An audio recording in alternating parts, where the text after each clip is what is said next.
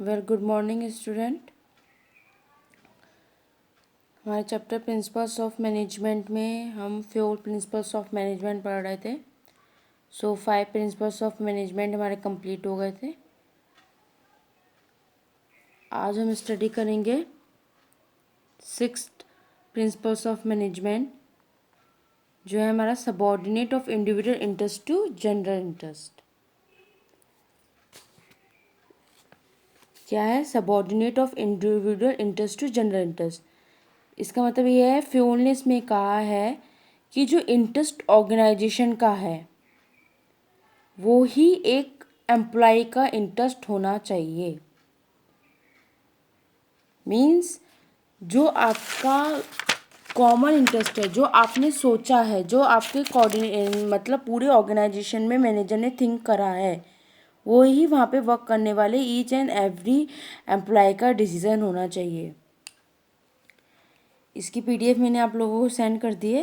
Notes आप लोगों को वहाँ से मिल जाएंगे, इजी लैंग्वेज में है। बाकी समझ आप यहाँ पे लीजिए। Subordinate of individual interest to general interest, मतलब इस प्रिंसिपल में ये कहा गया है कि जो एक इंटरेस्ट है ऑर्गेनाइजेशन का, एक इंटरेस्ट है मैनेजर का, वही इंटरेस्ट सब एम्प्लॉयज़ का होनी चाहिए जो वहाँ पे उस कंपनी में काम कर रहे हैं।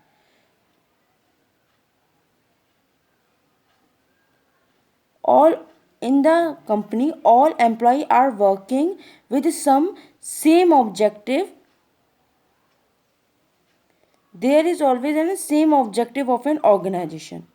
मतलब जो सेम ऑर्गेनाइजेशन का ऑब्जेक्टिव है वही ऑब्जेक्टिव से एक एम्प्लॉय को वर्क करना है सेम डायरेक्शन में। सो क्या होगा, इससे कोई भी प्रॉब्लम क्रिएट नहीं होगी, क्योंकि बोथ एम्प्लॉय की एंड मैनेजर के बोथ के इंटरेस्ट में कोई क्लैशिश नहीं होगा, बोथ के ऑब्जेक्टिव में कोई क्लैशिश नहीं होगा, बोथ के डायरेक्शन में कोई क्लैशिश नहीं होगा। अच्छे से ऑर्गेनाइजेशन का गोल है वो अचीव हो पाएगा। अगर सबऑर्डिनेट का इंटरेस्ट भी मतलब एम्प्लॉयज़ का इंटरेस्ट भी जनरल इंटरेस्ट से अगर कनेक्ट करता है, जो मैनेजर ने सोचा है वो ही अगर एम्प्लॉय उसके अकॉर्डिंग ही वर्क करते हैं उसी डायरेक्शन में, कभी भी क्लैशेस क्रिएट नहीं होंगे। मैनेजर जो होता है वो कंपनी का सारे डिसीजन लेने की पावर रखता है, उसे सारे डिसीजन लेने की पावर होती है। उसका सिर्फ अपना इंटरेस्ट नहीं होता कि वो अपने इंटरेस्ट से कुछ डिसीजन ले ले। वो जब भी डिसीजन लेता है तो वो हर पॉइंट ऑफ व्यू अपने माइंड में रखता है जिससे उसके एम्प्लॉय अच्छे से वर्क कर सकें, क्योंकि उसकी अथॉरिटी है डिसीजन लेना। तो वो ये सोचते हुए डिसीजन लेता है कि वो अपनी अथॉरिटी वाले प्रिंसिपल का मिसयूज़ ना करे, वो इंडिविजुअल इंटरेस्ट को एम्प्लॉय के इंटरेस्ट को जनरल इंटरेस्ट से कनेक्ट करते हुए चले। जैसे हम एक एग्जांपल ले सकते हैं, मैनेजर जब भी रॉ मटेरियल लेता है तो कंपेयर करता है उसके प्राइस की क्वालिटी को, वो कंपेयर करता है प्राइस की क्वालिटी को ऑफ ऑल सप्लायर्स है, जितने भी सप्लायर्स हैं मार्केट में उसके प्राइस की क्वालिटी को कंपेयर करेगा, फिर ऑर्डर देगा एक बेस्ट, जो भी उससे बेस्ट लगेगा उसे ऑर्डर देगा। वो एकदम से मिसयूज़ नहीं करेगा अपनी पावर का कि उसके पास पावर है तो वो कोई सा भी ले लेगा। वो उस पावर का मिसयूज़ नहीं करेगा, उसे प्रॉपरली जो भी उसे सही लगेगा अपने पॉइंट ऑफ व्यू से भी एंड एम्प्लॉय के पॉइंट ऑफ व्यू से भी, वही डिसीज़न वो लेगा। इसमें ऑर्गेनाइजेशन के लिए मोस्ट इम्पॉर्टेंट होता है कि वो अपना पर्सनल इंटरेस्ट ये सोचते चले। एक ऑर्गेनाइजेशन जो एक मैनेजर होता है वो ये सोचते चलता है जो एक एम्प्लॉय का वहाँ पे काम करने वाले का डिसीजन है वो ही उसका खुद का पर्सनल इंटरेस्ट हो, पर्सनल इंटरेस्ट वो एक एम्प्लॉय का ही हो। इस तरीके से वो पर्सनल गोल को अपना ऐसे बनाता है जो ऑर्गेनाइजेशन गोल को सेटिस्फाई कर सके।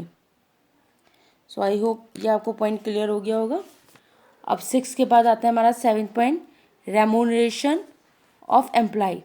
रेम्यूनरेशन ऑफ एम्प्लॉय, इसमें फ्योल ने बात करा है रेम्यूनरेशन ऑफ एम्प्लॉय में कि पे करने fair and adequate wages and salary to an employ को। इस प्रिंसिपल ऑफ मैनेजमेंट में कि एक फेयर सैलरी मिलनी है एम्प्लॉय को। ये नहीं कि उसके टैलेंट के विरुद्ध आप लोग उसे सैलरी दो। जिस लेवल पे वो काम कर रहा है, जिस लेवल के वो लायक है, उतने वेजेस एंड सैलरी मिलना एक एम्प्लॉय को कंपलसरी होता है। ये प्रिंसिपल ऑफ मैनेजमेंट कहता है इस प्रिंसिपल में।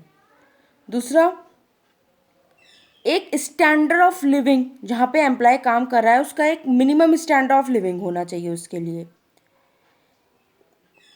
उसके sacrifice principle of harmony not Discord होनी चाहिए। Principle of harmony not Discord एक टेक्निक है प्रिंसिपल ऑफ मैनेजमेंट की।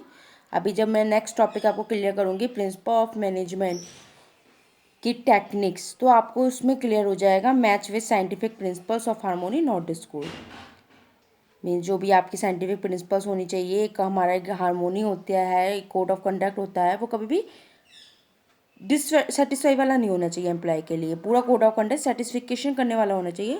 बाकी हम उस टेक्निक में अच्छे से क्लियर कर लेंगे। दूसरा, sharing of gain with employees, means जितने भी गेन हैं वो एम्प्लॉय से शेयर करते हुए होने चाहिए।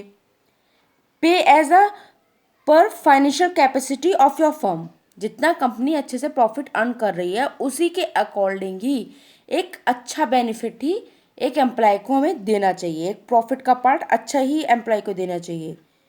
उसकी फाइनेंशियल कैपेसिटी स्ट्रॉन्ग करनी चाहिए। ये नहीं हम प्रॉफिट ज़्यादा अर्न कर रहे हैं और एम्प्लॉय को कम दे रहे हैं, सिर्फ अपना प्रॉफिट ज़्यादा सोच रहे हैं, तो इस तरीके से एम्प्लॉय कभी भी इंटरेस्ट से वर्क नहीं करेगा, वो स्विच करेगा कंपनी को बार बार, जो एक फर्म के लिए भी अच्छा नहीं होगा और एम्प्लॉय के लिए तो अच्छा होगा ही नहीं।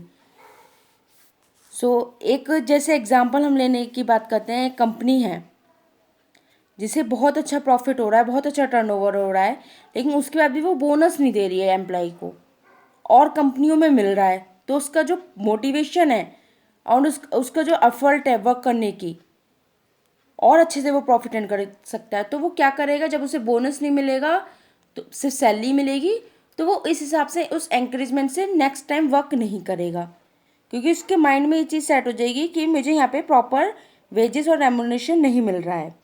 इस प्रिंसिपल में एक ऑर्गेनाइजेशन के सिर्फ ये बात कही गई है फ्योल ने कि हमें फेयर वेजेस मिलना चाहिए, जिससे मैक्सिमम सेटिस्फिकेशन हो सके एम्प्लॉय को। फेयर वेजेस एंड सैलरी, एक रीजनेबल स्टैंडर्ड ऑफ लिविंग होना चाहिए, रीजनेबल स्टैंडर्ड ऑफ टाइम होना चाहिए उसका वर्क करने का। जितना कैपेसिटी है कंपनी को पे करने की, उतना कंपनी को देना चाहिए एक एम्प्लॉय को। तो नेक्स्ट प्रिंसिपल ऑफ मैनेजमेंट आता है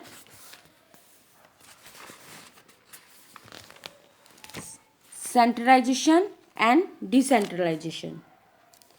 ये वाला आपका बहुत लेंथी प्रिंसिपल ऑफ मैनेजमेंट है एंड फ्यूल का, एंड बहुत इंपॉर्टेंट भी है।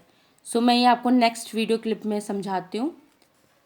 इसके positive and negative point of view भी मैं आप लोगों को सेंड कर दूँगी, सेंट्रलाइजेशन एंड डिसेंट्रलाइजेशन के। ये आप अलग से नोट्स बना के लिख लीजिए, क्योंकि ये कभी कभी अलग से आ जाता है 3 मार्क्स का। सब में करना ज़रूरी नहीं है पॉजिटिव एंड निगेटिव, क्योंकि बोर्ड के लिए कभी भी ज़्यादा इंपॉर्टेंट नहीं होते, सिर्फ आपको डायरेक्ट मांग लेते हैं फ्यूल प्रिंसिपल ऑफ मैनेजमेंट दीजिए 4-5, या कभी कभी 1 इंडिविजुअली क्वेश्चन आ जाता है 1 मार्क्स में ऑब्जेक्टिव में, सिर्फ आपको 1 देना होता है प्रिंसिपल ऑफ मैनेजमेंट एक्सप्लेन करने को। हाँ, जो चीज़ें ज़्यादा आती हैं बोर्ड में जिसके मांग लेते हैं, उनके मैंने आपको PDF बना के सेंड कर दी है। आप वो एक अलग से क्वेश्चन बना के रखिए अपने पास, जिससे आपको करने में प्रॉब्लम ना हो, क्योंकि इसके ऊपर कभी कभी केस स्टडीज़ बनती हैं। उसके प्रिंसिपल की मैंने पॉजिटिव एंड नेगेटिव की PDF दे दी है। हम इसमें नेक्स्ट PDF में बात करते हैं, नेक्स्ट वीडियो क्लिप में बात करते हैं centralization and decentralization principle of management की, एंड एक scalar chain principle of management. दोनों ही मोस्ट इंपॉर्टेंट है बोर्ड एग्जामिनेशन के अकॉर्डिंग। मैं इसकी एक नेक्स्ट वीडियो क्लिप आपको बना के देती हूँ।